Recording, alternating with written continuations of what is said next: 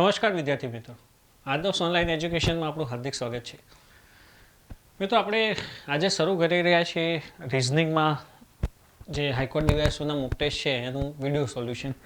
હું તમને દરેક જે પ્રશ્નો છે એનું ડિટેલમાં સોલ્યુશન સમજાવીશ, સાથે સાથે એની શોર્ટકટ કી પણ આપણે જોઈશું. પણ તમને એક કોમન સજેશન આપું છું મિત્રો, કે તમારે જેટલી પણ ફેકલ્ટી, આપણી આદર્શની પણ જેટલી પણ ફેકલ્ટી છે, આપણી આદર્શની યુટ્યુબ ચેનલ છે, એમાં પ્લેલિસ્ટમાં દરેક ફેકલ્ટીના અમુક સિલેક્ટેડ ચેપ્ટર કે સિલેક્ટેડ પોઈન્ટ હશે, બધા તમે જોઈ લેજો. કેમ? એનાથી ફાયદો થશે. લાઈક મેં વાત કરું તો રિઝનિંગમાં મેં રોમન નંબરનો વિડીયો મૂકેલો છે, ઇવન કેલેન્ડર ચેપ્ટર મૂકેલા છે, બીજા યુપીએસસીના સીસેટના સોલ્યુશન મૂકેલા છે પેપરના. એટલે ઘણી બધી જે પોઈન્ટ છે મેં અંદર મૂકેલા છે વિડીયો, તો એ વિડીયો જોવાથી તમને ફાયદો થશે. સિરીઝનું ચેપ્ટર મૂકેલું છે, બરાબર. તો ઘણી બધી એવી વસ્તુ છે જે મૂકેલી છે, જે તમને ડાયરેક્ટ જોવાથી ફાયદો થશે.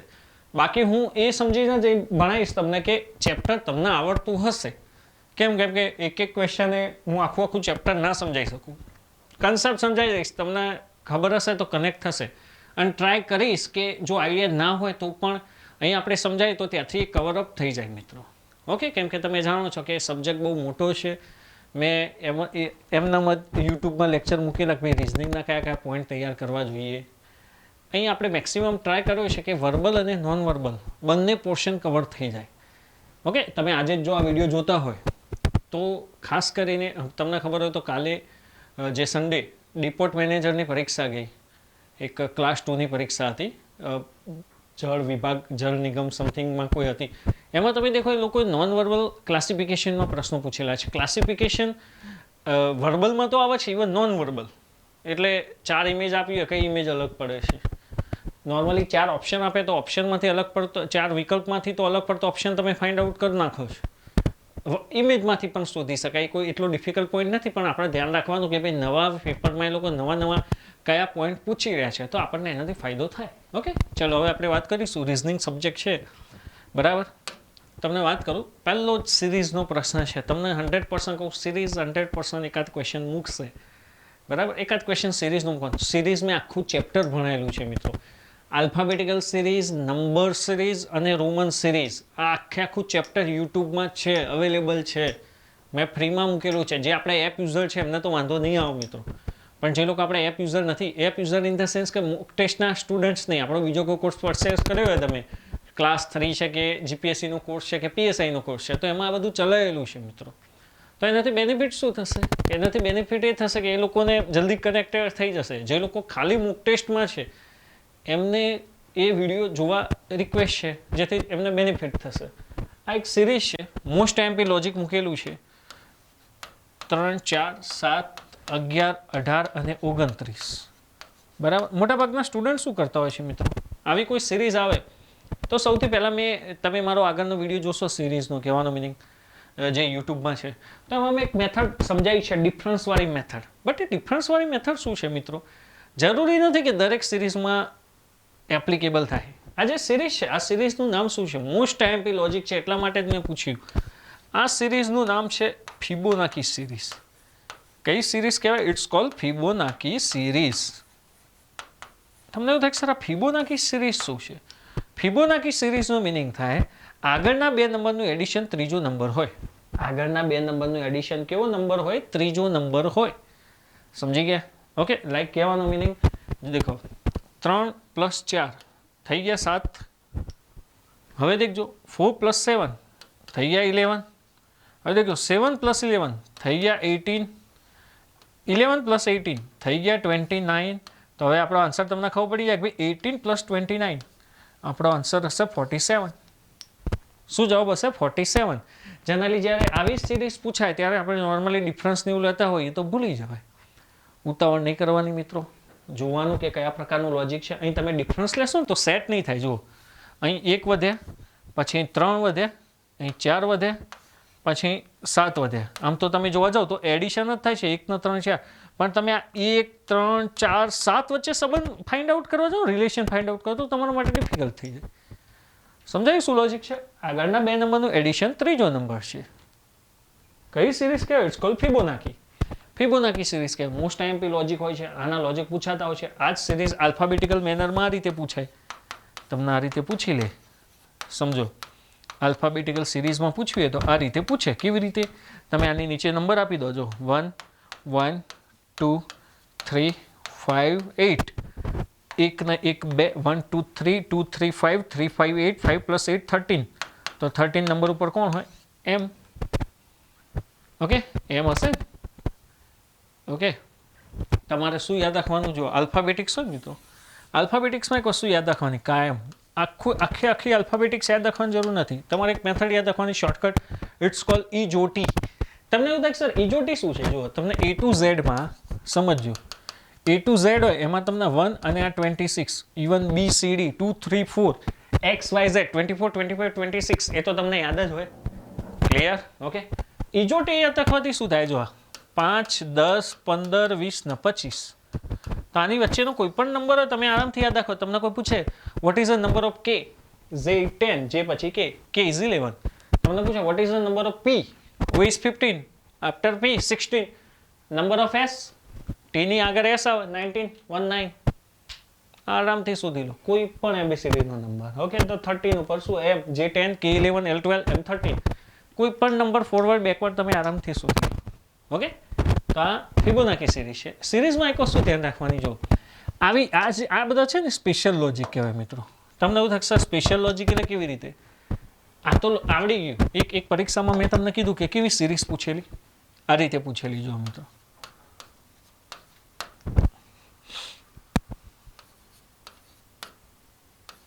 આ રીતે સિરીઝ પૂછેલી તો મોટાભાગના સ્ટુડન્ટ કન્ફ્યુઝ થઈ ગયેલા.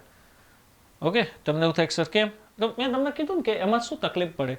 એમાં તકલીફ એ પડે કે નોર્મલી આપણે આના લોજિક વિચારતા જતા જઈએ તો આપણને બહુ બધા લોજિક વિચારે પણ કંઈ મેળ ના આવે. આમને સ્ક્વેર રૂટ ક્યુબ રૂટ્સ બધું ખબર હોવી જોઈએ તમને.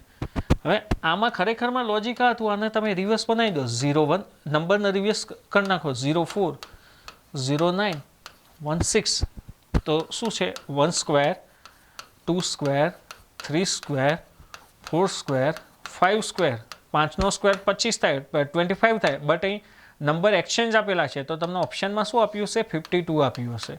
દેન 52 ઇઝ યોર આન્સર. ઓકે, આમાં સ્પેશિયલ લોજિક ક્યાં પૂછાઈ જાય તો આપણને તકલીફ પડે. નંબરમાં આવી રીતે પૂછાય. આલ્ફાબેટિક્સમાં મેં તમને કીધું કે પૂછાય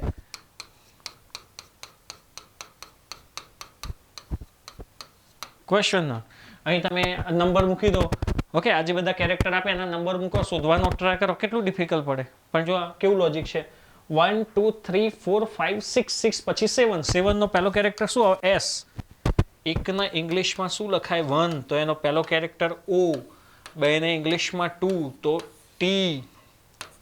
3 તો N નો T. તમને એવું થાય સર આ બધું કેમ યાદ કરાવો છો? ઇન કેસ પરીક્ષામાં ડાયરેક્ટ ક્વેશ્ચન પૂછાઈ જાય તો માટે મોઢે હોવું જોઈએ. આ પૂછી લે. આની સિવાય શું પૂછી શકે? હવે Monday Tuesday Wednesday Thursday Friday Saturday તો સન્ડેનો S આવે આન્સરમાં. Otherwise January February March April May June તો એની પછી શું આવે? જુલાઈ. જુલાઈનો જે. આ બધું મોઢે હોવું જોઈએ. ઓકે, ટેસ્ટ સિરીઝ લેવાનો ફાયદો આ થાય આપણને. એક સિરીઝ આવડી જોડે જોડે આ બધું મગજમાં આવી ગયું. ઇન કેસ આમાંથી કોઈ ક્વેશ્ચન પૂછાઈ જાય લોકો ગોથા મારીને મરી જાય. પણ જો આપણે કામ કરેલું હોય તો કેટલું કામમાં આવે? 5 એક ક્વેશ્ચન કવર થઈ ગયા આપણે એક ક્વેશ્ચનમાંથી. ઓકે, ખબર હોવી જોઈએ આપણને. બીજું તમે જોશો ને તો અહીં તમારો જવાબ છે 47. આખું સિરીઝ ચેપ્ટર જોઈ લેજો મિત્રો. 100% બેનિફિટ થશે. મેં સિનિયર ક્લર્કની એટીડીઓની પરીક્ષાના આગળ 2 દિવસ પહેલાં એક લેક્ચર લીધેલું. બંને પરીક્ષાઓમાં 2 ક્વેશ્ચન ટોટલ 4 માર્ક્સનો સ્ટુડન્ટને બેનિફિટ થયેલો. એવું હું નથી કહેતો, એની નીચે કમેન્ટો લખેલી છે, તમે જોઈ લેજો. ઓકે, ચલો ક્લિયર. સેકન્ડ ક્વેશ્ચન ઉપર જઈએ. આલ્ફાબેટિકલ સિરીઝ છે. આલ્ફાબેટિકલ બહુ સિમ્પલ હોય છે. અહીં તમે થોડું કોમન સેન્સ લગાવો તો તમને આઈડિયા આવી જાય. અહીં તમે જો અહીંથી A C E બરાબર. તો હવે જો A C A પછી C આવ્યો એનો મિનિંગ B ને સ્કીપ કરે. C પછી E આવ્યો એનો મિનિંગ D ને સ્કીપ કરે. તો પ્લસ એક કેરેક્ટર સ્કીપ કરેલો છે પહેલા કેરેક્ટરમાં. એ પછી B ને સ્કીપ કર્યો C આવ્યો. C પછી E ને સ્કીપ C પછી D ને સ્કીપ કર્યો E આવ્યો. તો E પછી F ને સ્કીપ કરીએ તો પહેલો કેરેક્ટર આપણો G હોવો જોઈએ. પહેલો કેરેક્ટર કયો હોવો જોઈએ? G. એટલે આ 2 જવાબ તો અહીંથી જ નીકળી ગયા. સમજ્યા? પહેલા જ કેરેક્ટર ઉપરથી મેં જોઈ લીધું. હવે જો અહીં તમે આન્સરમાં સપોઝ તમારો પહેલો કેરેક્ટર જી આવતો એચ પછી એચ જવા દો, આઈ છે યસ, આઈ પછી જે જવા દો, કે છે યસ, લોજિક ઇટ રાઈટ. બરાબર, તો પહેલો જી વાળો આવ્યો, આ લખી દીધો. હવે આપણે આગળ વધીએ. જો જી પછી આઈ છે તો એચને સ્કીપ કર્યો, આઈ આવ્યો. બરાબર, એચને સ્કીપ કર્યો, આઈ આવ્યો. પછી આઈ પછી જુઓ, જેને સ્કીપ કર્યો કે આવ્યો, કે પછી એલને સ્કીપ કરીએ તો સેકન્ડ કેરેક્ટરમાં એમ આવશે, તો અહીંથી જી એમ. હવે તમે આગળ નહીં જાઓ તો એ ચાલશે, તમારો જવાબ એ આવી ગયો. આ એ નહીં આવે કેમ કે અહીં જી પછી એન છે. શું કર્યું? જો હું ખાલી પહેલાં બે કેરેક્ટર લખું છું, એ જી સીઆઈ ઈ કે. આપણે જવાબ લાવવાનો છે આઈયુ અને કે ક્યુ. મારે આખું કરવું જ નથી, આખું સોલ્વ નથી કરવું. જો કેવી રીતે જવાબ આવી જાય. સ્માર્ટ સ્ટુડન્ટ હોય એથી સી કેવી રીતે આવ્યો, બી સ્કીપ કર્યો, સીથી ડી ઈ સ્કીપ કર્યો, તો ઈ પછી એફના સ્કીપ કરું તો પેલો જી આવે. બરાબર, નન ઓફ ધીસ કે એવું તો જવાબ નથી, એટલે ગભરાવાની જરૂર નથી. આ તમારે કોઈ ક્યાંક ચેક કરવું હોય તો જી પછી એચના સ્કીપ કર્યો આઈ પછી જીના સ્કીપ કર્યો કે. પાછળનું જુઓ, જી પછી એચના સ્કીપ કર્યો આઈ પછી જીના સ્કીપ કર્યો કે પછી એલના સ્કીપ કરું તો જી એમ વાળો જવાબ આવશે તમારો. એકદમ સિમ્પલ થઈ જાય. હવે કોઈ કે આગળ ચેક કરવું હોય તો એન પછી ઓ પછી પી જવા દીધો, ક્યુ આવી ગયો. આપણે પરીક્ષામાં ખોટો સમય નહીં બગાડવાનો, એનાથી સોલ્વ આઉટ થઈ જતું હોય તો જોઈ લેવાનું ખાલી એકવાર. Okay, clear? ચલો next question. Next question blood રિલેશનનો છે. બ્લડ રિલેશનમાં હું માનું છું કે તમને ગુજરાતીમાં બ્લડ રિલેશનનો આઈડિયા હોય તો ઇંગ્લિશમાં એટલી બધી કોઈ તકલીફ પડતી નથી. બટ એક વસ્તુ યાદ રાખવાની મિત્રો. કઈ વસ્તુ? કે ખાલી અમુક તમને બીજી બેઝિક ખબર હોવી જોઈએ કે ભાઈ ગુજરાતીમાં તમે દેખો, માસીનો છોકરો માસ્યાઈભાઈ, મામાનો છોકરો મામાઈભાઈ, તમે દેખો કાકાનો છોકરો પિતરાઈભાઈ. 4 જાતના ભાઈ હોય છે, પિતરાઈભાઈ, માસ્યાઈભાઈ, મામાઈભાઈ. ત્યાં અલગ રિલેશન તમે ત્યાં ડિસ્ક્રાઇબ કરી શકો છો. બરાબર, ઇંગ્લિશમાં આફ્ટર ઓલ આ બધાનો મિનિંગ થાય કઝિન, મામાનો છોકરો હોય કે માસીનો છોકરો હોય. બરાબર, ઇંગ્લિશમાં આ બે શબ્દો કઝિન ને બધી વસ્તુ તો છે, સાથે સાથે રિલેશન અમુક કયા થાય, mother in law, father in law કોને કહેવાય, મધર ઇન લો કોને કહેવાય, તો આ બધી વસ્તુઓ તમને ખબર હોવી જોઈએ. સાસુનું મિનિંગ શું થાય, સસરાનું મિનિંગ શું થાય.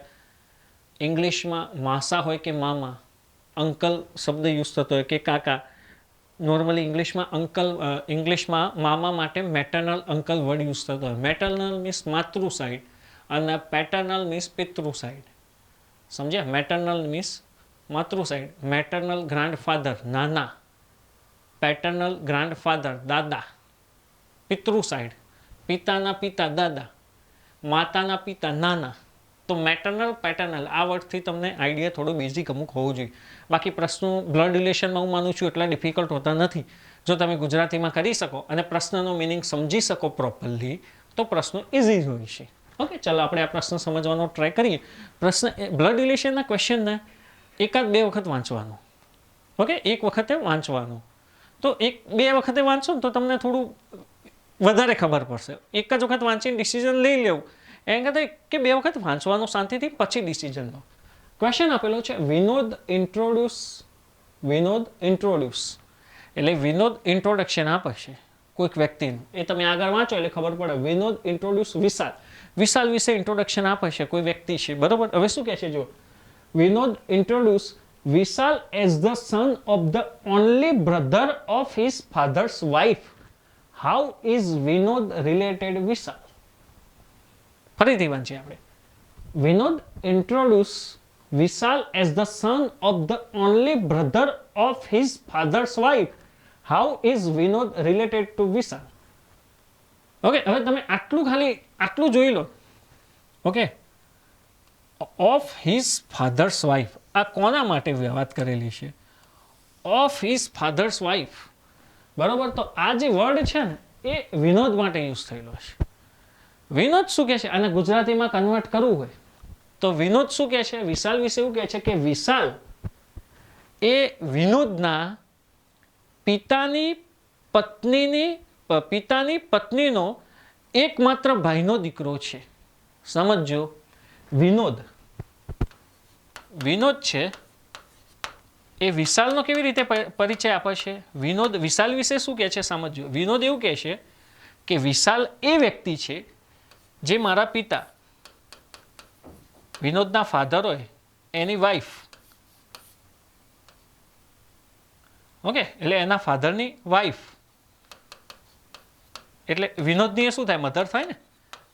આપણા પિતાની પત્ની એ આપણી માતા થાય, સમજ્યા? એ વિનોદની માતા થશે, એના ફાધરની વાઈફ એની માતા થશે. તો વિનોદ વિશાલ વિશે શું કહે છે કે મારા ફાધરની વાઈફ, એમનો એકમાત્ર બ્રધર,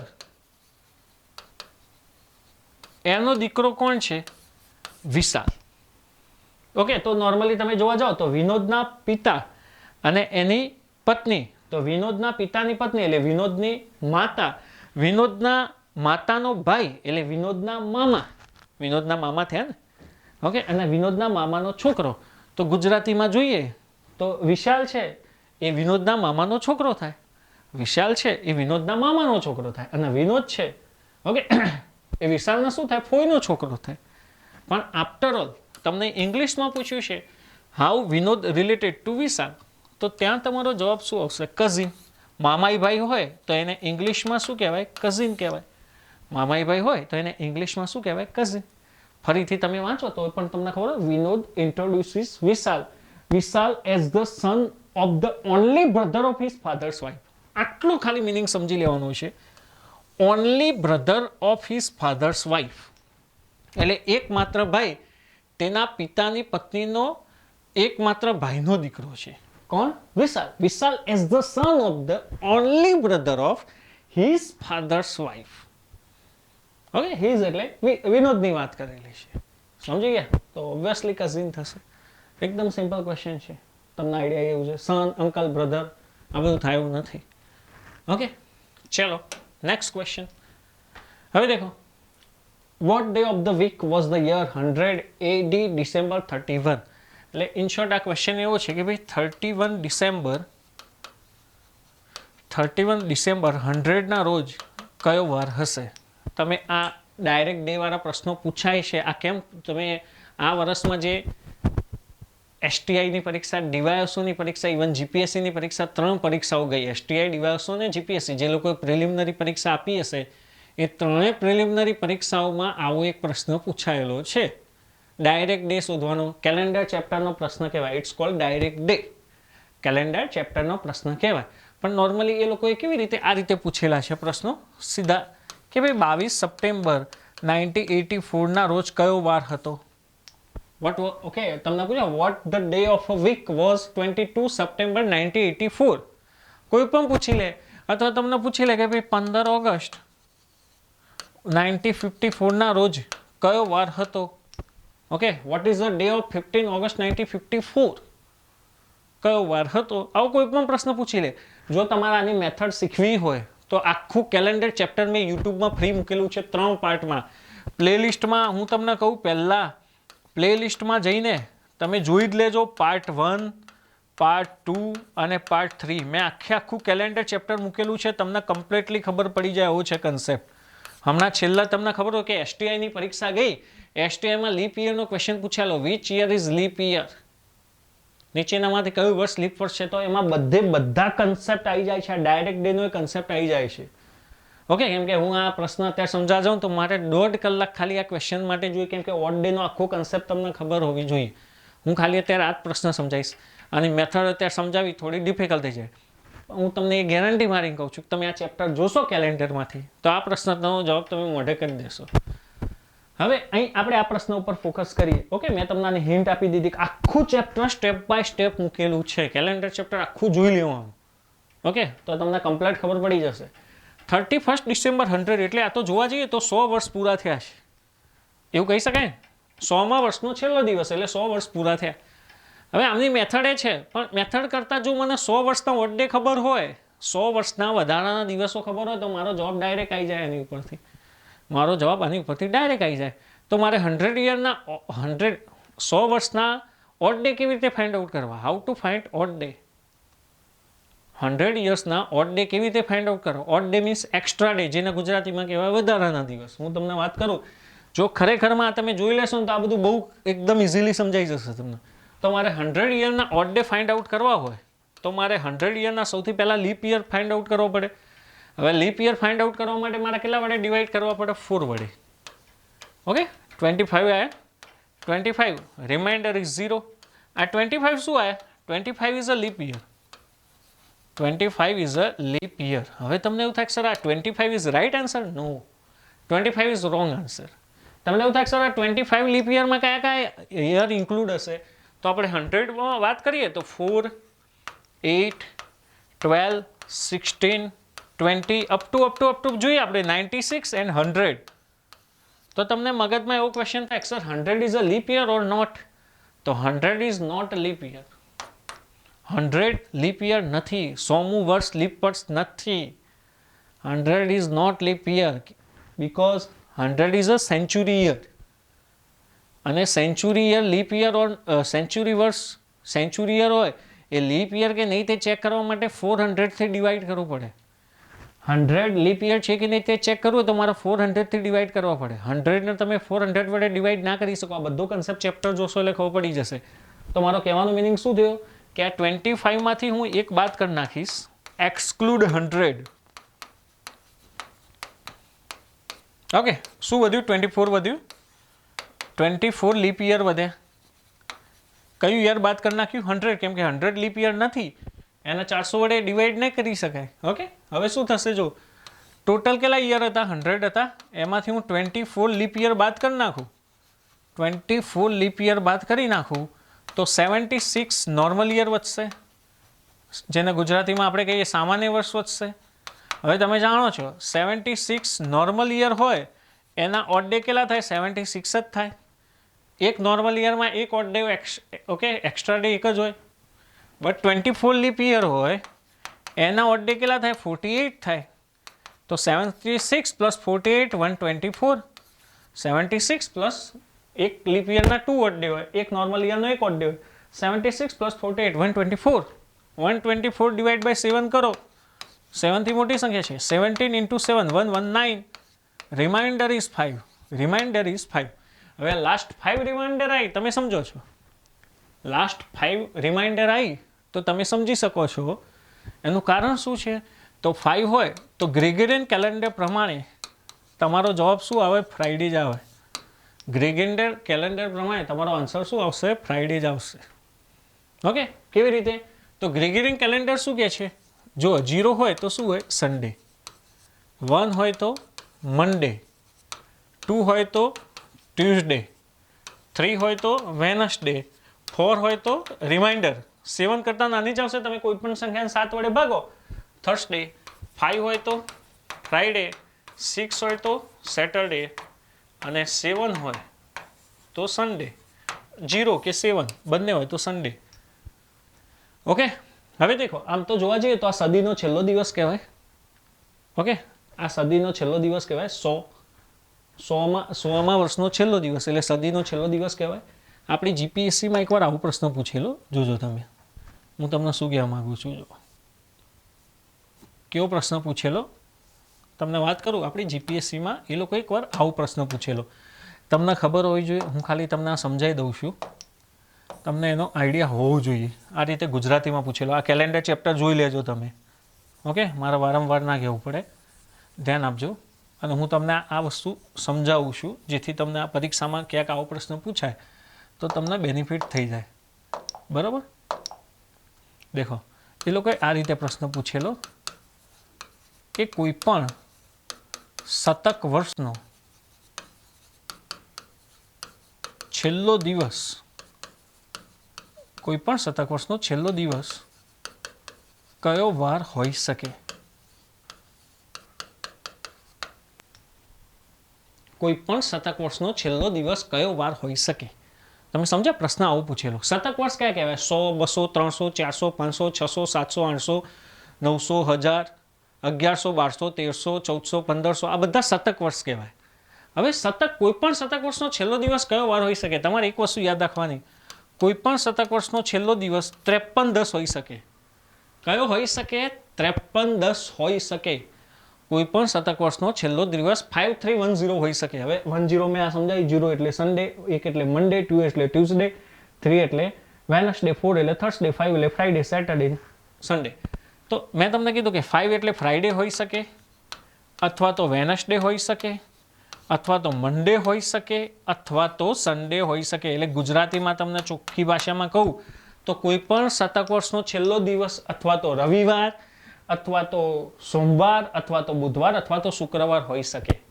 એના સિવાયના કોઈ ના હોઈ શકે. કોઈ પણ શતક વર્ષનો છેલ્લો દિવસ કોઈ દિવસ મંગુશ, ગુજરાતીમાં યાદ રાખવાનું, મંગુશ કદી ના હોય.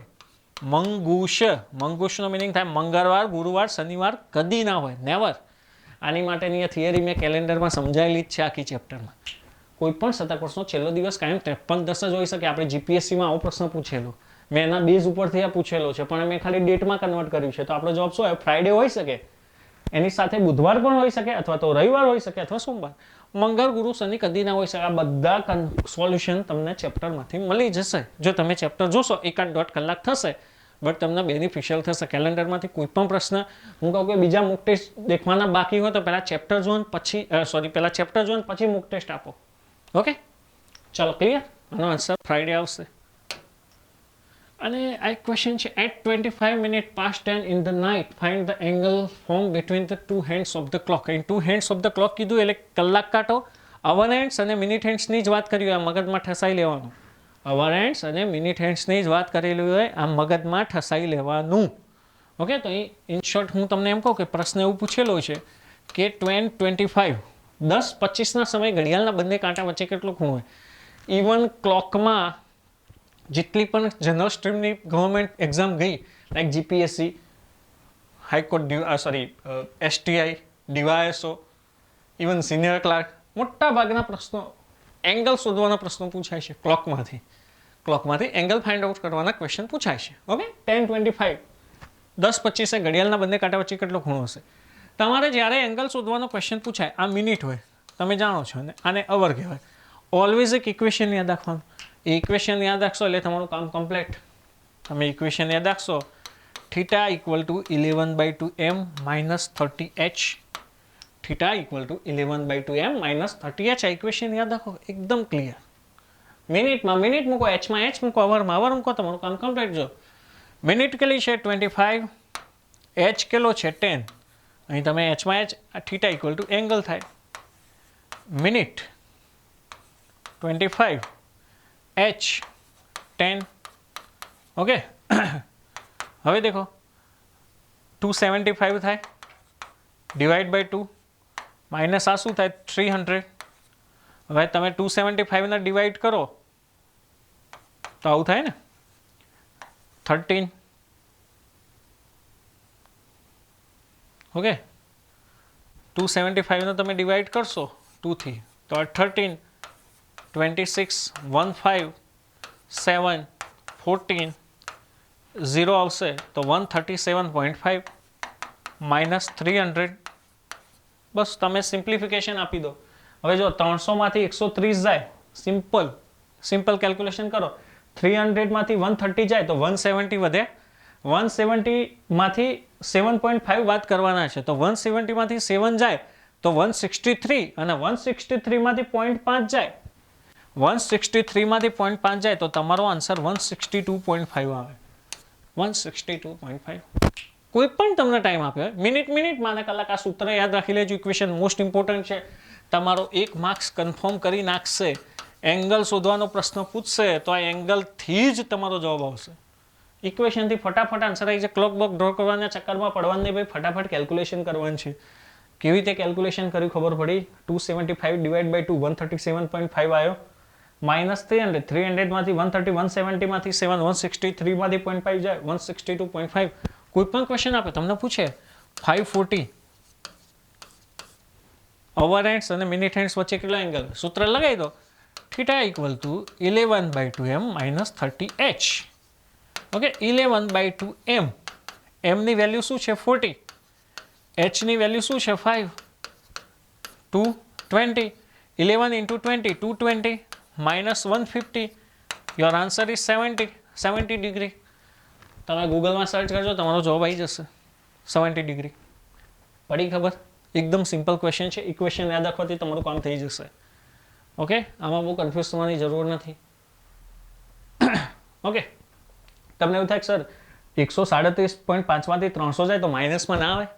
આન્સર કોઈ દિવસ નેગેટિવ ના હોય, એંગલ કોઈ દિવસ નેગેટિવ નહીં હોય. પોઈન્ટમાં હોઈ શકે, ઇક્વેશનમાં અહીં નોર્મલી માનાંક હોય છે, બટ આપણે એવું બધું યાદ નથી રાખતા. આપણને કોમન સેન્સથી ખબર પડી જાય કે એંગલ ઓલવેઝ બી પોઝિટિવ, તો એને પોઝિટિવ જ લેવાનો. આઈધર મોટામાંથી નાનું બાદ કરો કે નાનામાંથી મોટું બાદ કરો, જવાબ પ્લસ જ રાખવાનો. આ વસ્તુ મગજમાં ઠસાઈ દેવાની. એંગલ શોધવાનો પ્રશ્ન પૂછાય હવે અને ખોટો પડે તો ભાઈ આપણે ફેલ જ થઈએ. આટલું ક્લિયરલી આપણે સમજાવવું હોય તો ફેલ પછી ના થવું જોઈએ. ઓકે, ચલો. તો આ પહેલા મૂક ટેસ્ટનું સોલ્યુશન પૂરું થયું. હવે આપણે જઈશું બીજા મૂક ટેસ્ટ ઉપર. હવે બીજા મૂક ટેસ્ટ ઉપર મેં દરેક ચેપ્ટરને ન્યાય જસ્ટિફાય કરવાનો ટ્રાય કર્યો છે કે ભાઈ બધા ચેપ્ટરના એકાદ બે ક્વેશ્ચન કવર થઈ જાય, જેથી કોઈ ચેપ્ટર રહી ના જાય, તો કન્સેપ્ટ રહી ના જાય. ડિસ્ટન્સ એન્ડ ડાયરેક્શનની વાત કરીએ. ઓકે, ડિસ્ટન્સ એન્ડ ડાયરેક્શન સૌથી ઇઝી ક્વેશ્ચન હોય છે. આપણે વાત કરીશું કે છે Mukesh walk 6 kilometre towards the south. આ સેન્ટર છે, સેન્ટરથી મુકેશ 6 કિલોમીટર સાઉથ, 6 કિલોમીટર દક્ષિણ તરફ ચાલ્યો. And then walks 3 kilometre to his left. ત્યાંથી 3 કિલોમીટર તેની લેફ્ટ સાઈડ જાય છે. હવે નોર્મલી તમે જાઓ કે આ સાઉથ ફેસિંગ હોય તો આ રાઇટ હેન્ડ સાઈડ થાય, આ રાઇટ હેન્ડ સાઈડ થાય, આ લેફ્ટ હેન્ડ સાઈડ થાય. 3 કિલોમીટર. ઓકે, લેફ્ટ સાઈડ એની left. Finally he turns to his right and walk 6 kilometre. Finally turns to his right. અહીંથી એની રાઇટ ડાયરેક્શનમાં જાય છે, તો અહીંથી રાઇટ ડાયરેક્શન નીચે થાય. And walk 6 kilometre. 6 kilometre. In which direction is he from the starting point. એ તેની મૂળ સ્થાનેથી કઈ દિશામાં છે? અહીં આવીને ઊભો રહ્યો, બરોબર મુકેશ? સમજો તો એવું પૂછે છે કે તેની સ્ટાર્ટિંગ પોઈન્ટથી એ કઈ દિશામાં છે, તો આ ડાયરેક્શન કઈ થાય? ઓકે, આ ડાયરેક્શન કઈ થાય? તો હવે નોર્મલી આ ડાયરેક્શન છે એ સાઉથ ઈસ્ટ થશે. કઈ થાય? South East. કેવી રીતે? તો દેખો, આપણી ડાયરેક્શન આ રીતે હોય, તમારે સબ ડાયરેક્શન્સ પણ યાદ રાખવાની. નોર્થ, સાઉથ, ઈસ્ટ અને વેસ્ટ. બરોબર? આ શું કહેવાય? સાઉથ ઈસ્ટ કહેવાય, આ નોર્થ ઈસ્ટ કહેવાય, આ નોર્થ વેસ્ટ કહેવાય અને આ સાઉથ વેસ્ટ કહેવાય. બેઝિક ડિટેલ આપણને આટલી ખબર હોય તો કઈ ડાયરેક્શનમાં છે, જો આના તમે સેન્ટર અઝ્યુમ કરો તો વ્યક્તિ આ બાજુ છે તો આ સાઉથ ઈસ્ટ કહેવાય. Okay, then your answer is south east. પડી ગઈ તમને ખબર? એકદમ સિમ્પલ ક્વેશ્ચન છે. ઓકે, ચલો. તો તમારો આન્સર આવશે સાઉથ ઈસ્ટ. નેક્સ્ટ ક્વેશ્ચન જોઈએ આપણે. ફરીથી બ્લડ રિલેશનનો ક્વેશ્ચન આવ્યો. બ્લડ રિલેશન બહુ એટલા ડિફિકલ્ટ નથી હોતા. X and Y are brothers. એને જે રીતે કીધું એની રીતે લખી દેવાનું. શું કહે છે? જો X and Y are brothers. આ બંને બ્રધર્સ છે, બંને ભાઈઓ છે. તો હવે બંને ભાઈઓ હોય તો આપણને એટલી ખબર પડે કે મેલ હશે બંને, તો મેં પ્લસ પ્લસ લગાવી દીધું છે. મેલ હોય તો એને તમે ઇન્ડિકેટ પ્લસ તરીકે, ને ફિમેલ હોય તો માઇનસ તરીકે ઇન્ડિકેટ કરો તો તમને આઈડિયા રહે. બંને ભાઈઓ છે. X and Y are brothers. R is the father of Y. R is the father of Y. Obviously R શું છે? વાયના ફાધર છે. હવે તમે કોમન સેન્સથી વિચારો, એક્સ અને વાય બંને ભાઈઓ હોય, વાયના ફાધર આર હોય, તો એક્સના ફાધર પણ કોણ થાય? આર જ થાય ને ભાઈ. આપણે સમજી લેવાનું, એક્સના ફાધર પણ શું થાય? આર જ થશે. સમજાય તમે? એક્સ અને વાય ભાઈઓ છે, વાયના ફાધર આર, બંને ભાઈઓ તો એક્સના ફાધર પણ. હવે અહીં સગા ભાઈઓ જ સમજવાના. બ્રધર્સ કીધું છે, કઝિન નથી કીધું. અમુક કોમન સેન્સ યુઝ કરવાનું. ઘણા એવું વિચાર કરે કે ભાઈ એનાથી તમારું ખોટું પડશે, બીજાને કોઈ ફરક નહીં પડે. સમજો તો વાયના ફાધર આર થાય તો એક્સના ફાધર પણ આર થશે. હવે શું કીધું છે? જો S is brother of T. શું કીધું છે? S is brother of T. Okay, S brother છે. એસ શું છે? બ્રધર છે. કોનો? ટીનો. એટલે હું એને પ્લસ કરી શકું. એસ શું છે? બ્રધર છે. કોનો? ટીનો. ઓકે, તો એસ મેલ થશે. ટીની જેન્ડર હાલ આપણને ખબર નથી કે ટી મેલ છે કે ફિમેલ છે. S is brother of T and maternal of X. S is brother of T. Okay, S શું છે? ટીનો બ્રધર છે. S is brother of T and maternal uncle of X. એક્સનું શું છે? મેટર્નલ અંકલ છે. મેટર્નલ અંકલ મેં તમને હમણાં જ કીધેલું કે મેટર્નલ અંકલ એટલે શું થાય? મામા.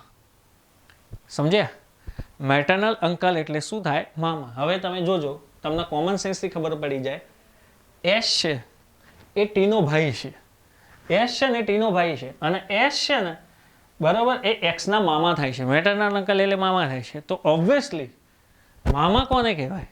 મામા કોને કહેવાય? આપણી માતાના ભાઈને. તો એક્સની મધર થવી જોઈએ ને ટી.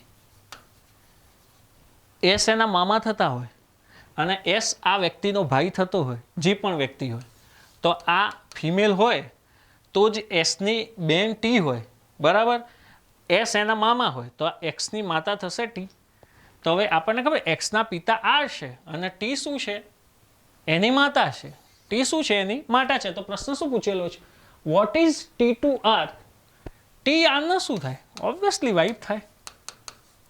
ટી આરનો શું થાય? ઓબ્વિયસલી વાઇફ થાય. તમને એવો પ્રશ્ન પૂછે what is R to T? તો આર ટીને શું થાય? હસબન્ડ થાય. શું પ્રશ્ન પૂછ્યો એ પણ જોવાનું. જો what is T to R? T આરને શું થાય? વાઇફ થાય. એકદમ સિમ્પલ કન્સેપ્ટ છે. એક્સ અને વાય ભાઈઓ છે. વાયના પિતા આર હોય તો એક્સના પિતા આર થાય. હવે શું કહે છે? એસ છે એ ટીનો ભાઈ છે. ટીની જેન્ડર આપણને એ સ્ટેટમેન્ટ ઉપરથી ના ખબર પડે. એસ મેલ છે અને એસ એક્સના મેટર્નલ અંકલ છે, એટલે એક્સના મામા છે. તો એક્સના મામા થાય તો વાયના મામા જ થાય. ખાલી આ તો આપણે જોવું હોય તો સિમ્પલ ભાષામાં કહું તો આ એક આખી ફેમિલી બની. કેવી રીતે ફેમિલી બની? જો આર અને ટી એ પતિ પત્ની છે, હસબન્ડ વાઈફ છે. બરાબર? આ હસબન્ડ વાઈફ છે. આમના બે સન છે, એક્સ અને વાય. આ બંને મેલ છે. ઓકે? અને આ ટીના બ્રધર છે એસ. તો એક્સ અને વાયના મામા થશે. મેટર્નલ અંકલ કોણ થશે? એસ. આ રીતે ફેમિલી બની આ છે. તો પૂછે how is T to related R? T આરની શું થાય? વાઇફ થાય. Simple question. આમ તમને જોતા ડિફિકલ્ટ લાગે, બાકી તમે એને ડાયાગ્રામથી એક્ઝિક્યુટ કરો એટલે તમારું કામ થઈ જાય. ઓકે? ચલો, એનાલોજીનો ક્વેશ્ચન આવ્યો. મેં તમને કીધું કે એનાલોજીમાં ઉતાવળ નહીં કરવાની. મેં રિઝનિંગનો ખાલી ડેમો લેક્ચર એક મૂકેલો છે યુટ્યુબ પર, જોજો. દરેકે દરેક ચેપ્ટરમાં મેં દરેકે દરેક ક્વેશ્ચનમાં મેં સમજાવવાનો ટ્રાય કરેલો છે. 5:27 9:81. 5:27 9:81. તો નોર્મલી અહીં તમને જોતા ખબર પડે કે અહીં શું લોજિક યુઝ કર્યું છે. આ એનાલોજી છે. તમે દેખો મેથ્સમાં એક આવું ચેપ્ટર આવે છે રેશિયો એન્ડ પ્રપોર્શનલ, જેમાં 12 12ના ગુણાકારના અંદરના ગુણાકાર. એવું નથી દોસ્તો. આ શું છે? એનાલોજી છે. અહીં તમે 5 અને 27 વચ્ચેનો રિલેશન વિચારો તો 5 અને 27 વચ્ચેનો રિલેશન શું છે? તો દેખો 5 અને 27 વચ્ચેનો રિલેશન કહું તો 5નો સ્ક્વેર, જે નંબર આપેલો એનો સ્ક્વેર કરીને +2 એડ કરે છે. 5નો વર્ગ 25 ને 2 27. તમે થોડી પ્રેક્ટિસ કરશો તો આઈડિયા આવી જશે. તો સેમ આ બાજુ એવું વિચારીએ આપણે, 9નો સ્ક્વેર + 2 81 ને 2 શું થશે? 83. 83. 83 ઇઝ યોર આન્સર. અલગ અલગ હોય લોજિક. ઓકે? તમે કોકે કે અક્ષર આવું થાય 5 × 5 = 30. 30માંથી 3 જાય તો 27. આવું થાય ખરું, પણ પછી અહીં સેટ થાય છે. જો 9 × 6 54 -3 51. 51 ક્યાં આન્સરમાં છે? નથી. તો એનો મિનિંગ આ લોજિક ખોટું છે. એટલે ખોટું ઇન ધ સેન્સ કે લોજિક સાચું છે પણ આ પ્રમાણે આન્સર આવતો નથી. એટલે આ ક્વેશ્ચન માટે આ લોજિક ખોટું છે. બાકી 5 ઉપરથી 27 ઘણી રીતે આવી શકે. ઓકે? 5 ચોક 20 + 7 = 27 થાય. પણ એ 9 ચોક 36 + 7 43 ક્યાંય નથી જવાબ. સમજ્યા તમે શું કહેવા માંગુ છું? એટલા માટે આ લોજિક મેચ થાય છે. જો અહીં જે ઓપરેશન કર્યું એ જ ઓપરેશન તમે પાછળ કર્યું તો 83 તમારો આન્સર આવી ગયો. 81 + 2 83. ક્લિયર? ચલો, હવે આ જે છે ક્લાસિફિકેશન પણ કહી શકાય, એનાલોજી પણ કહી શકાય. આવા પ્રશ્નો પરીક્ષામાં પૂછાતા હોય છે. શું કહે છે? A thermometer is to temperature as a compass is to. એટલે એવું કહી શકાય કે ભાઈ થર્મોમીટર છે એ ટેમ્પરેચર રિલેટેડ છે. થર્મોમીટર શેના માટે યુઝ થાય? ટેમ્પરેચર મેઝર કરવા. તો કંપાસ શેના માટે યુઝ થાય? ડાયરેક્શન મેઝર કરવા. ઓકે? આ પ્રોફેશન રિલેટેડ વસ્તુ હોય અથવા કોઈ સાયન્ટિફિક વસ્તુ હોય, તમને અલગ અલગ ક્વેશ્ચન પૂછે ને અલગ અલગ સબ્જેક્ટ પ્રમાણે, તો એનાલોજી ક્લાસિફિકેશનને તમે કોઈ પણ સબ્જેક્ટમાં પૂછી શકો. તો ડાયરેક્શન ટુ રિલેટેડ છે. ઓકે? આપણને ખબર હોવી જોઈએ. આવો પ્રશ્ન પૂછી લે. Blood, okay sorry, cube and ડાઇટ્સના ક્વેશ્ચન છે. અહીં તમને શું કરેલું છે? જો એક ઓપન ક્યુબ આપેલો છે. આ એક ઓપન ક્યુબ આપેલો છે. હવે ઓપન ક્યુબ ઉપરથી તમને એવું પૂછેલું છે કે ભાઈ આ 4 પોસિબલ કોમ્બિનેશન આપેલા છે, એમાંથી કયો ક્યુબ પોસિબલ બને છે? એનું મિનિંગ શું હશે કે આ ક્વેશ્ચન ફિગર ઉપરથી આ ચારમાંથી કોઈ એક ક્યુબ રાઈટ છે, બાકીના 3 ક્યુબ કેવા છે? રોંગ છે.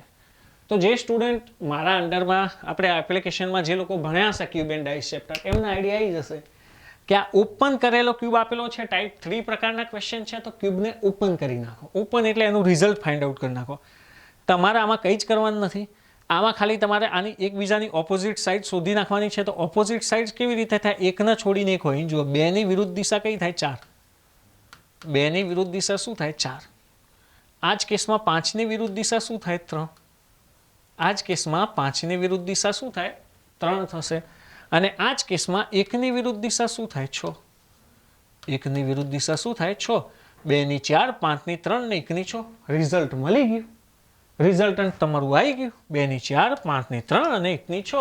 બસ હવે આની ઉપરથી તમારે આમાંથી પોસિબલ કોમ્બિનેશન જોવાનું. અહીં જો 2 ને 4 એકબીજાની વિરુદ્ધ દિશામાં છે, 5 ના 3 વિરુદ્ધમાં છે ને 1 ને 6 વિરુદ્ધમાં છે. હવે તમે પહેલો જ ક્યુબ જોવા જાઓ તો અહીં તો 3 ને 5 પાસેની બાજુ આપ્યા છે.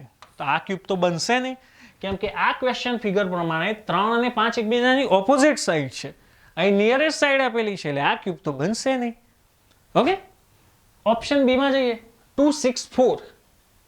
તો દેખો 2, 6, 4 માં તમે જુઓ 2 ને 4 ઓપોઝિટ સાઈડ છે, પણ અહીં 2 ને 4 નિયરેસ્ટ સાઈડ આપી છે, તો આ પણ ક્યુબ નહીં બને.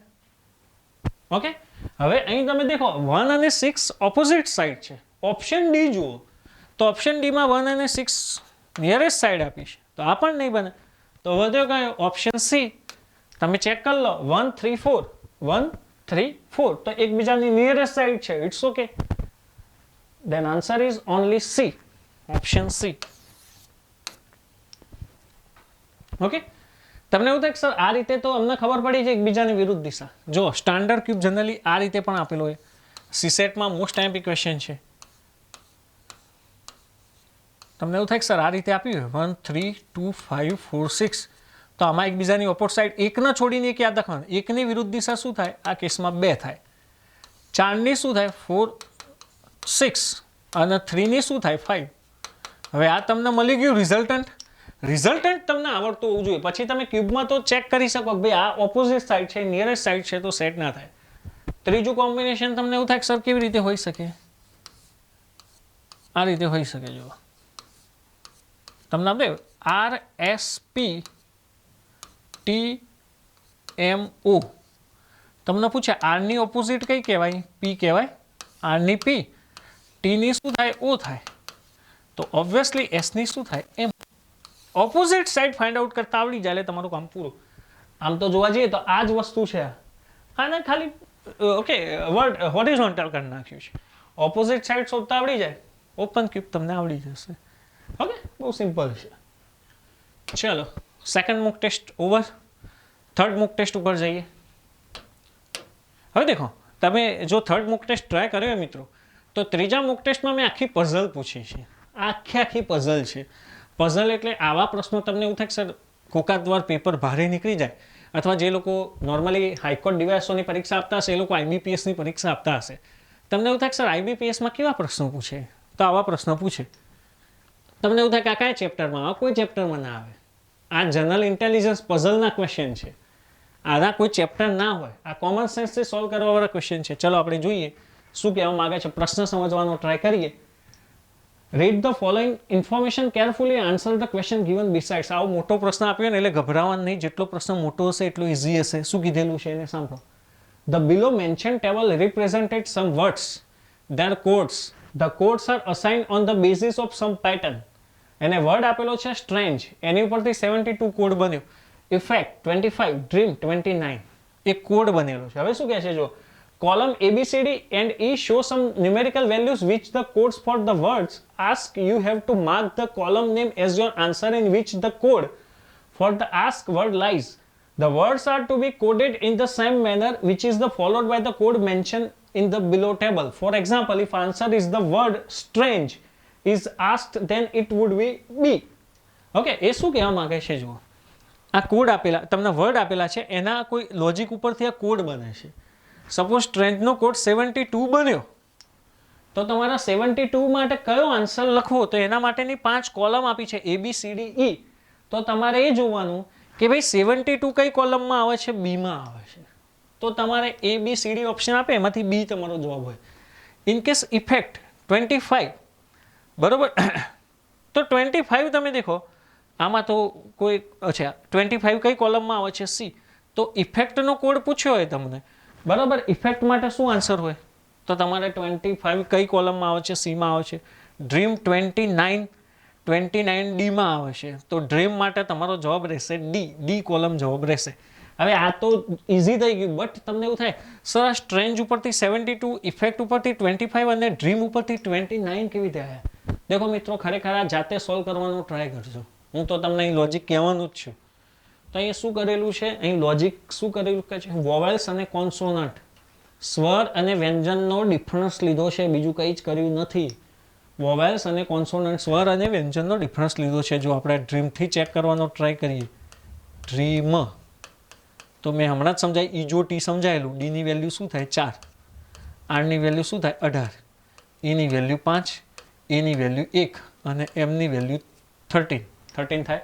હવે તમારે શું કરવાનું પહેલાં વ્યંજનનો સરવાળો કરી નાખો.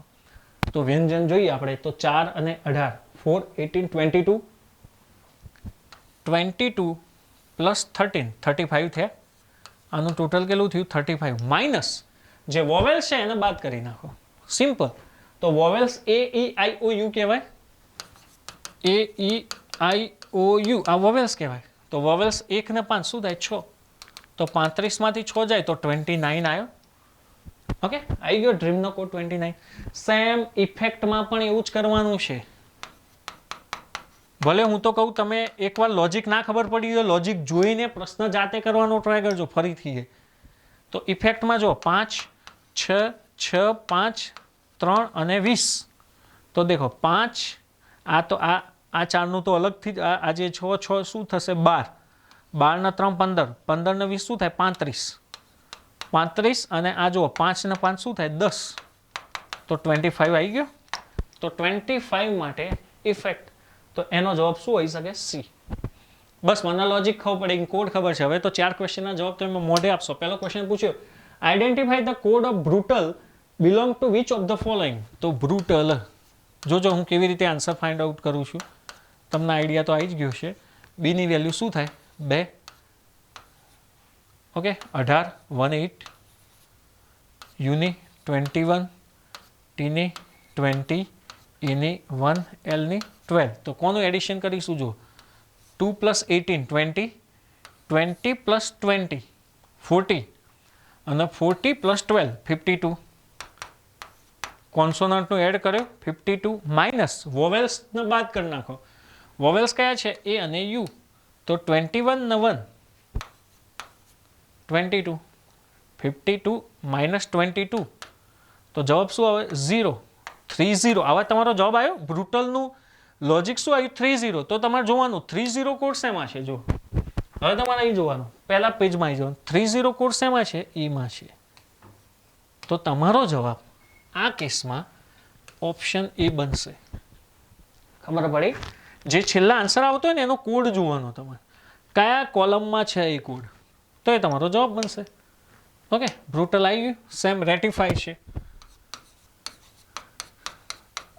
રેટિફાયર તો જો 18 1 20 9 6 અને 25 બરાબર.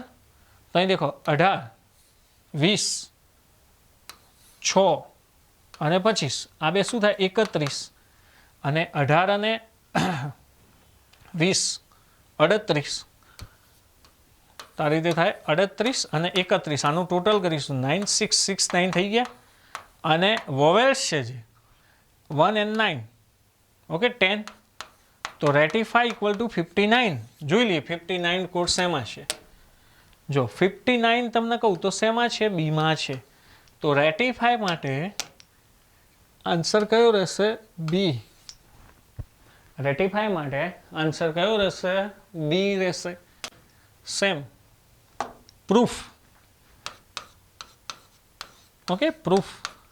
તો P is 16, R is 18, okay, O 15, 15, F is 6. So 16, 18, 34, 34 plus 6, 40. minus 15 plus 15 30. Answer is 10. Proof equal to 10. તો 10 શેમાં છે? તો જો 10 એમાં છે. 10 કોનો કોડ છે? એ નો છે.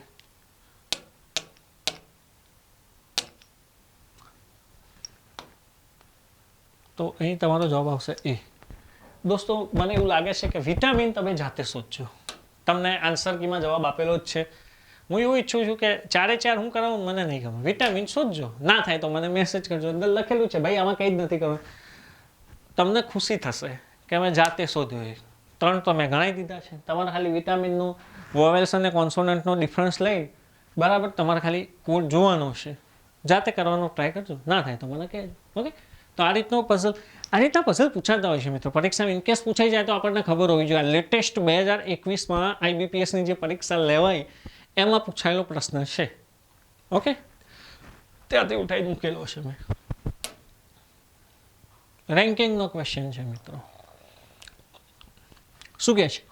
In a row of children, Divya is 7th from the left and Vijay is 9th from the right.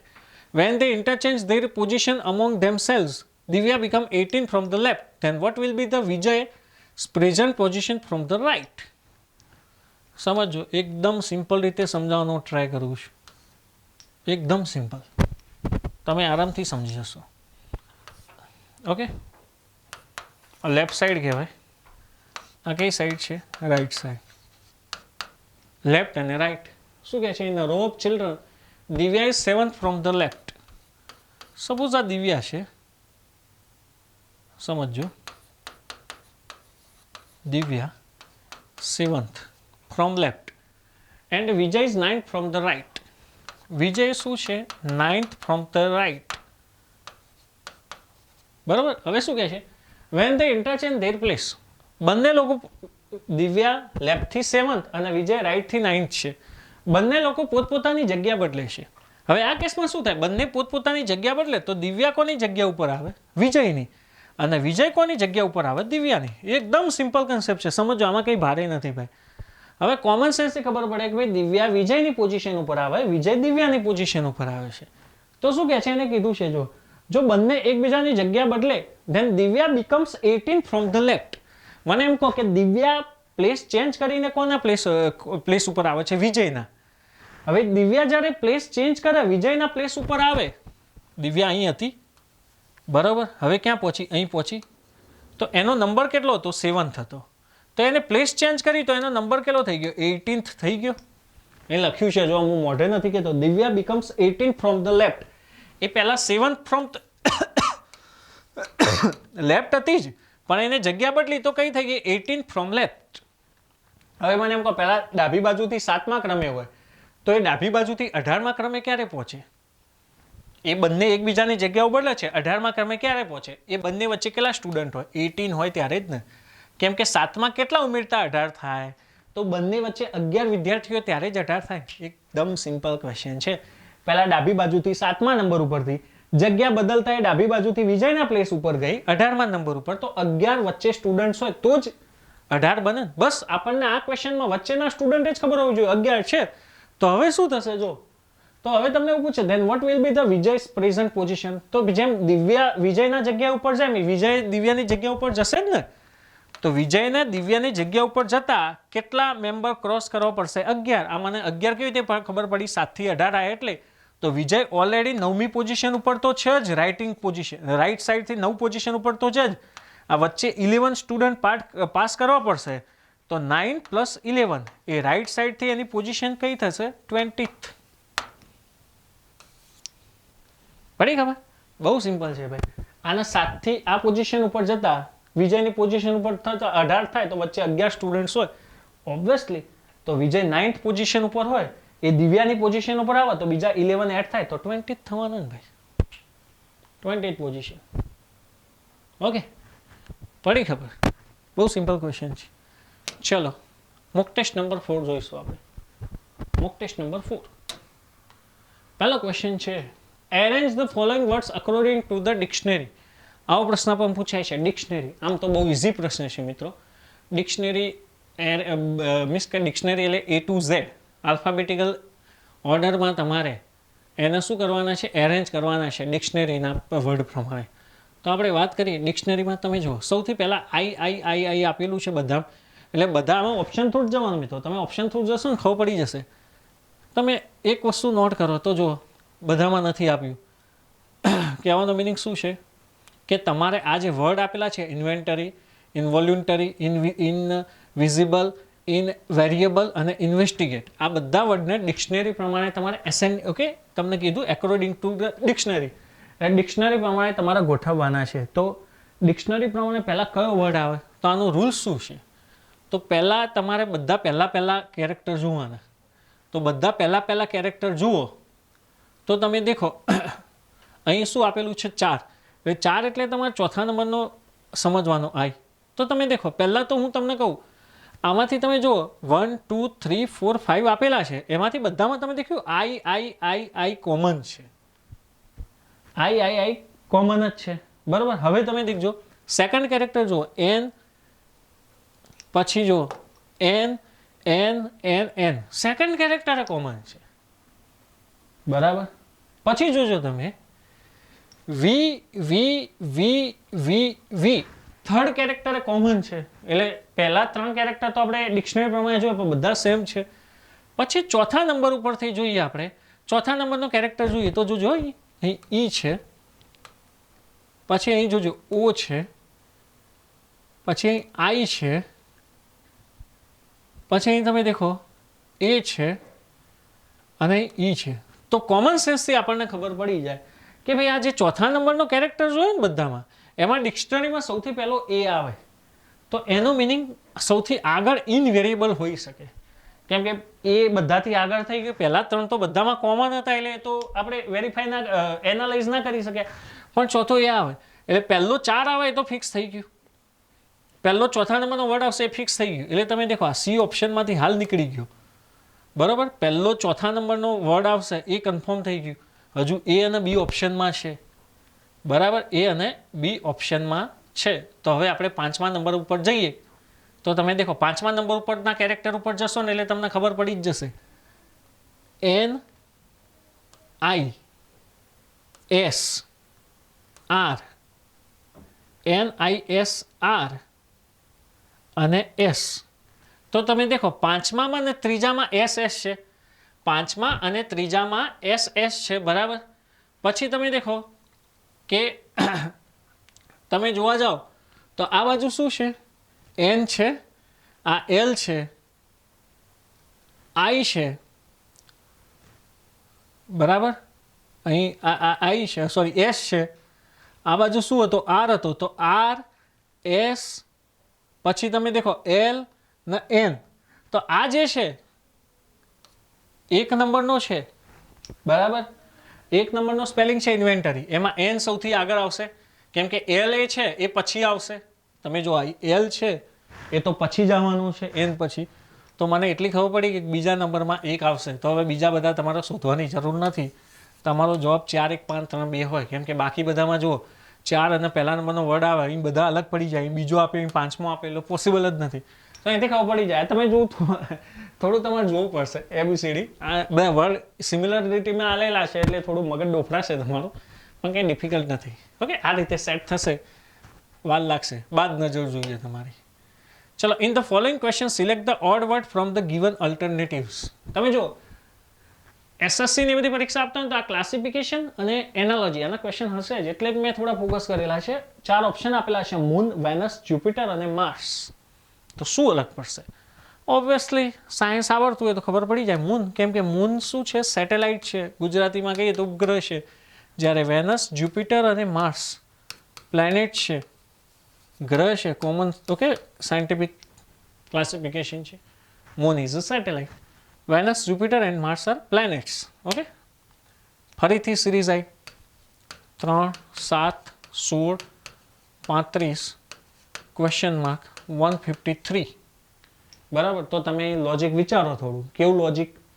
નહીં, સિરીઝમાં લોજિક છે. અહીં જુઓ 3 દુ 6 વત્તા 1 7, 7 દુ 14 વત્તા 2 16, 16 દુ 32 વત્તા 3 35, ઇન્ટુ 2 + 1 ઇન્ટુ 2 + 2 ઇન્ટુ 2 + 3, તો 35 × 2 +4 તો 70 + 4 74 74 તમારો શું છે જવાબ છે ઓકે ગુણ્યા 2 વત્તા 1 ગુણ્યા 2 વત્તા 2 ગુણ્યા 2 વત્તા 3 તો ગુણ્યા 2 વત્તા 4 74 તમારો શું છે જવાબ છે ખબર પડી ગઈ ચલો ફરીથી રેન્કિંગનો ક્વેશ્ચન આવ્યો બહુ સિમ્પલ છે money is 13 from the top and 27th from the bottom okay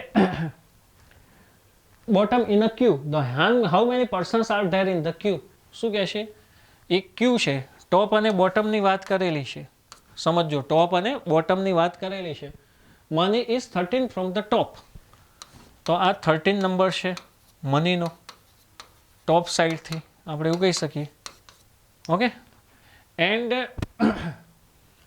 27 from the bottom 27 from the bottom બોટમથી કેટલો છે નંબર એનો 27th હવે અહીં એક વસ્તુ ખબર પડી તમને અહીં એક વસ્તુ તમે કોમન સેન્સથી જોયું હોય તો મનીનો નંબર ઉપરથી 13મો છે અને નીચેથી 27મો છે તો લાઇનમાં કુલ કેટલા સ્ટુડન્ટ્સ હશે તો તમે દેખો બાકી બધું તો ખબર પડી જાય પણ મનીની ગણતરી 2 વખત થઈ 13માં એ થઈ અને 27માં એ થઈ ક્લાસમાં તમારે કોઈ પણ સ્ટુડન્ટની કેલ્ક્યુલેશન કેટલી વખત કરવાની એક જ વખત અહીં મનીની કેલ્ક્યુલેશન 2 વખત થાય 13 + 27 તો એ શું થાય મને તો ખબર છે 27 + 13 આ બેનું ટોટલ કરું એટલે મને અહીં ટોટલ સ્ટુડન્ટ મળી જાય પણ મનીનો નંબર 2 વખત કાઉન્ટ હતો 13 27માંથી તો એક બાદ કરી નાખું તો અહીં 40 - 1 39 ટોટલ સ્ટુડન્ટ કેટલા આવશે 39 આ તમારો જવાબ છે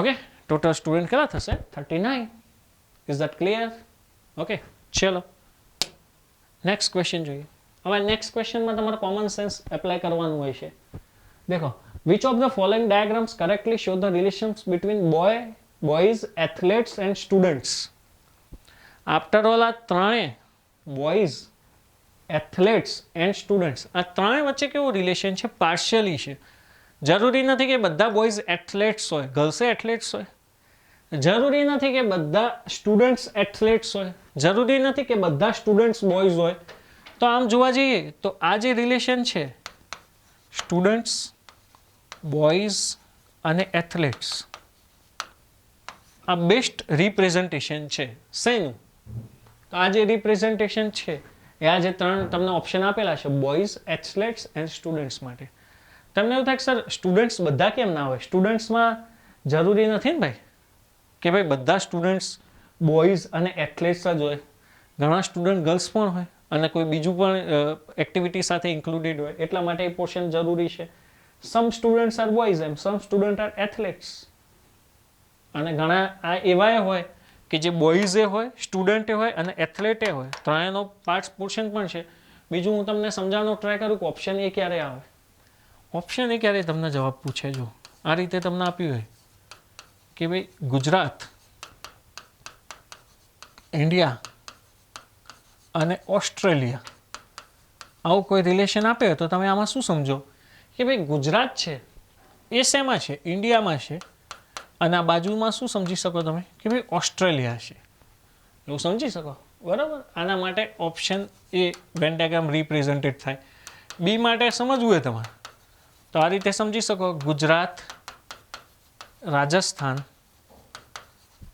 એન્ડ ઇન્ડિયા હવે ઘણા કહે સાહેબ ગુજરાતના રાજસ્થાનની બોર્ડર કનેક્ટેડ એટલે ભાઈ બોર્ડર કનેક્ટેડ છે તો આમાં કંઈ કનેક્ટેડ ના આવે ઘણા એવું કે સાહેબ કનેક્ટેડ ના આવે તો એટલે બોર્ડર ફિઝિકલી કનેક્ટેડ છે એ બેમાં કોઈ પાર્શિયલી એવો થોડો ભાગ છે કે જ્યાં કોન્ટ્રોવર્સી ચાલે છે જો આ ગુજરાત થાય આ રાજસ્થાન થાય અને ઇન્ડિયા થાય ઓકે તમને એવું થાય કે સર આ જે છે એ શું કહી શકાય મીન્સ કે આવો ડાયાગ્રામ શેના માટે બની શકે તો આપણે જો એવું વિચારવાનો ટ્રાય કરીએ સમજજો ઓકે આપણે એવું કહી શકીએ કે ભાઈ ડાયમંડ રિંગ્સ